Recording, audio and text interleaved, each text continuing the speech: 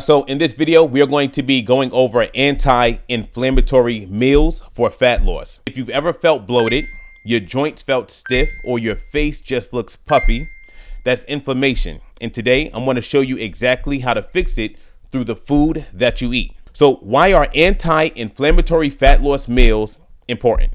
So number one, it reduces swelling and bloating. So if your face is puffy or your body's just very puffy and you're always bloated, eating meals like this are going to help you slim your face down and reduce any puffiness and bloating. Number two is going to reduce joint pain. So for example, you'll have less knee pain, less joint pain, less shoulder pain.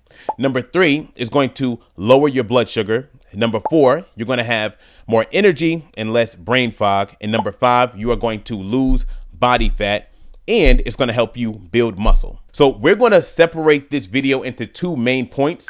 Point number one is going to be what makes a meal anti-inflammatory. And then number two is what makes a meal good for fat loss. So first, we're going to start off with inflammation and anti-inflammatory meals. So what is inflammation? Look at it like this. When you eat unhealthy food, your body sees it as a poison, and it puts your immune system on high alert. So your immune system is overworked, and it starts attacking your own body. And this leads to you feeling tired, your joints start to ache, you're bloated, you start to feel miserable, you might break out, you might have acne, things like that. Most people are inflamed and they don't even know it. They wake up with a puffy face, their joints are sore, they're breaking now, they have rashes, they have low energy. That's not just your age. Now, a lot of people think, oh, I'm getting older, this is normal. No, it's the food that you're eating. Unhealthy, processed food is inflammatory. So if you eat like this all the time, that means your body's fire alarm is always on. This means your own immune system is literally always on high alert, and it's fighting your own body. Now, how to tell if a food is inflammatory or anti-inflammatory?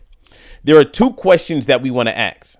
Question number one is this: was this food made in a factory, or was it grown, caught, or raised?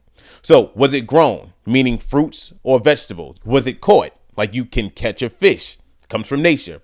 Was it raised, like beef from a cow, or chickens? You raise chickens. Is it natural? And if it checks off that box, then it is likely anti-inflammatory. Now, if it is boxed like Oreos, if it was bagged like Doritos, or if it has a long list of ingredients, if there's like 50 ingredients on the back of the package, like a Snickers bar, then it's usually going to be inflammatory, meaning it's going to cause inflammation in your body. Okay, that's question number one. Question number two is this: how does your body feel after you eat this food? Do you feel bloated, tired, or sluggish? If so, that food is probably inflammatory. If you feel light, focused, and energized, then that means that meal is likely anti-inflammatory. Now, there are a few things that make a meal inflammatory. So a few things to look out for is some food is just straight up unhealthy. Like you eating Pop-Tarts and chocolate, that is just unhealthy. You also have some foods that are healthy, but they're prepared in unhealthy ways. This might be you're cooking grilled chicken breast and you're eating it with broccoli, but you are drowning it in oil or butter. Now, it's healthy food, but you prepared it in an unhealthy way. That makes that food inflammatory, meaning you eat that meal, it's going to cause inflammation in your body. The third thing is you eat healthy foods, but you eat the wrong amounts of it. Overeating any type of food is going to be inflammatory. So you have to use portion control. Like you cannot eat 2 pounds of chicken breast. You cannot eat 10 cups of rice. Like it gets ridiculous. You will make something that would be healthy unhealthy if you overeat it or if you eat too much of it in one sitting. Now, these are a few habits that keep us inflamed. So eating a healthy salad, but you drown it in dressing, that is inflammatory. All right. You can be eating a healthy salad, but if you drown it in dressing, you have made that healthy meal now inflammatory. Number two, you're eating chicken, but it's fried. So you're eating chicken breasts. So you picked out the lean cut of chicken, but you fry it. That meal is now inflammatory. Number three, you have a cup of coffee in the morning, which isn't bad, But if you load it up with cream and you load it up with sugar and, like the whipped cream and the mocha syrup, that coffee is now inflammatory. Now, how do we fix these inflammatory eating habits that we have? There are two routes that we can take. Route one would be we're going to do a complete 360 and we're just going to get on a strict plan, meaning we're just going to get on a solid meal plan.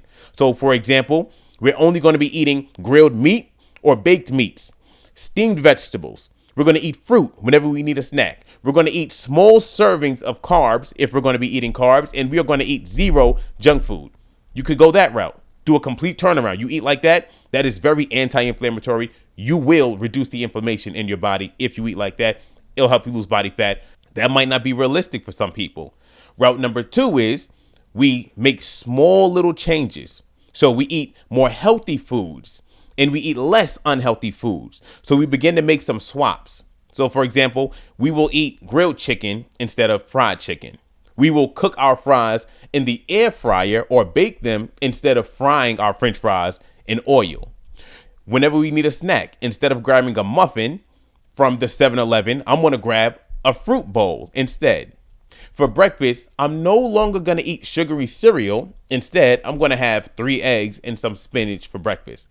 So those are the two routes that you can go. And to each his own. Some people should go complete cold turkey because they can do that. Other people need to make just better choices, make better decisions in the moment. When we want to make a meal that is anti-inflammatory, these are 3 things to look for. And this is a recap. Number 1, we want to get whole, natural, 1 ingredient food. Number 2, we want to use simple cooking methods. Grill it, bake it, saute it with a little bit of oil. You can air fry it. We don't want to fry it in grease. We don't want to drown it in butter or oil. And number 3, we want to eat meals, and we want to pick meals that are going to leave us feeling full, energized, not sluggish and tired. So those are the 3 things that we want to look for. Single ingredient foods, cooked in healthy ways, and after we eat it, we know we're going to feel full and energized, not tired and sluggish. If we follow those rules, we will not be struggling with the inflammation as much. Okay. Now we're going to look into what makes a meal good for fat loss. So when we want to find meals that are going to be good for fat loss, overall, we need meals that are going to be low in calorie and high in protein. Meals that are low in calorie, high in protein are fat loss and muscle building friendly meals. Now, these are 3 rules to follow when we want to make a fat loss friendly meal plan. Number 1 is we want to eat 3 meals a day. Number 2, if we're going to have a snack, I recommend you have 1 healthy snack a day. And number 3, do not consume any liquid calories. So no soda, no juice. Instead, you can drink water or you can drink diet soda. Now, we have the meal plan. It's going to be 3 meals a day, 1 healthy snack, no liquid calories. Now, when it comes to the 3 meals that we're going to be eating, these are 2 rules that I want you to follow for those meals. Now, each meal that we're going to eat, it should be 400 to 600 calories per meal. For women, if you do 400 calories per meal, that will be 1,200 calories just from the meals. We're not including that snack that you're going to have yet. For men, you can do 600 calories per meal. That will be 600 for breakfast, 600 for lunch, 600 for dinner. That will be 1,800 calories in total for the whole day. You eat like that, you'll lose body fat. Now, when it comes to the second rule, we want to have each meal containing 50 to 70 grams of protein per meal, or somewhere around there. If you're a woman and you're eating 3 meals a day, that will be 150 grams of protein total for the day. And for men, that will be 210 grams of protein for the day if you're eating 70 grams of protein per meal. Now, what does this look like? If you're a woman and you follow these rules, you will be eating 1,200 calories and 150 grams of protein every day. You will lose body fat and build muscle and tone if you eat like that. For men, that will be 1,800 calories a day and 210 grams of protein for the day. Men, you will lose body fat and build muscle if you follow those numbers. That is amazing for losing fat and building muscle. Now, let's talk about how to build a plate, because I know I gave you the numbers and that can be a little complicated. So let's simplify it a little bit. We want to follow this 3-step formula. Number 1, on our plate, we want half of the plate to be filled with a protein. Proteins are chicken, beef, fish, or eggs. Or if you want to measure it out, you can get a food scale and you can measure out 5 to 8 ounces of the cooked protein source. Number 2 is the other half of your plate should be filled up with vegetables. That can be broccoli, spinach, peppers, asparagus, etc. Now, you don't need to measure vegetables because they're so low calorie. It's not necessary. Number 3, we want to put a small serving of carbs and fats on the plate as well. For example, that could be half a cup of cooked rice and half an avocado. So if we're looking at the plate as a whole, it's going to be half protein, half veggies, small amount of carbs, small amount of fats. That's an amazing way to structure your plate so that it's going to have you eating lower calories, more protein, and it's still going to give you enough carbs and fats for it to be generally healthy. Now, you can skip the carbs and the fats if you want to make the meal even less calories, and that will just result in faster fat loss, but that can be less sustainable.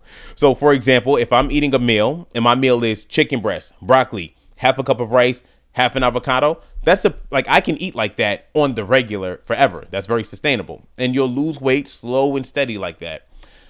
Now, if I'm like, I want to lose weight really quickly, I would cut out the avocado and the rice, and I would only do that for maybe a month or two if I'm really trying to lose body fat super quick, right? Because you can't eat like that forever. It gets boring, gets to feel, you get like just tired of dieting. It's hard to stick to.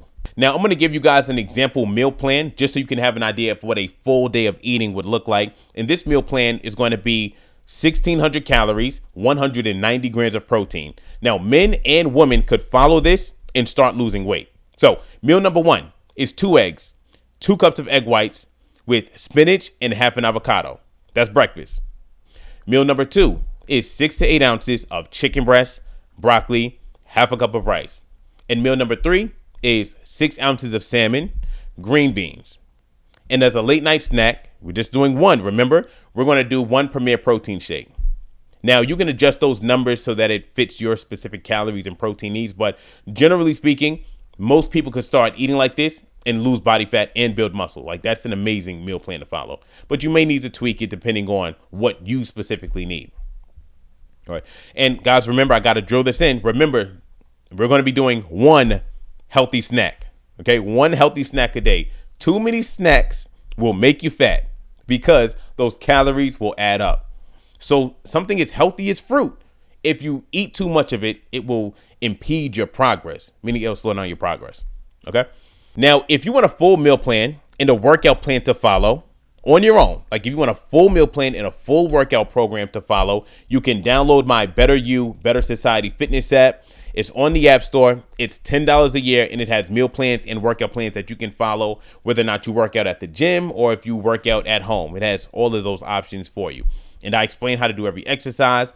I have vegan options on there for the meals. I have vegetarian options. I have regular options. So that's a great investment. Now, if you want me to personally help you lose fat and give you accountability, then you can click the link in the description for this video, or you can comment the word coach below, or you can message me the word coach, and I'll reach out to you with more info on how I can help you. And if you like this video, comment and let me know what you would like to learn next. And remember this, a better you is a better society, and God bless.